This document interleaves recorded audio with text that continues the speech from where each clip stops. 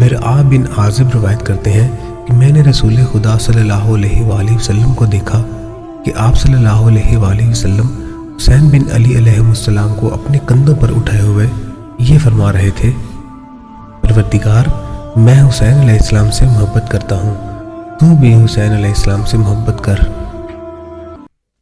دوستو، آج کے دن کے حوالے سے بات کی جائے تو 14 اگست 1947 کی تاریخ سے کوئی انسان نا آشنا نہیں۔ ہندوؤں اور مسلمانوں کی تہذیب و ثقافت، افکار و خیالات اور تاریخ سب جدا گانا تھے اور ہیں۔ اس لیے ہندوستان میں رہنے والے مسلمانوں کے لیے الگ وطن کی ضرورت تھی جہاں وہ اپنے مذہبی عقائد کے حساب سے آزادی سے رہ سکتے۔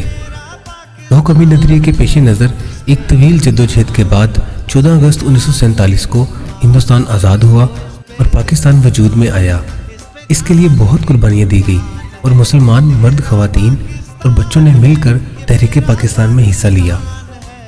پاکستان کے بانی قائد اعظم محمد علی جناح نے فرمایا، پاکستان تو اسی دن وجود میں آ گیا تھا جس دن پہلے مقامی باشندے نے اسلام قبول کیا تھا۔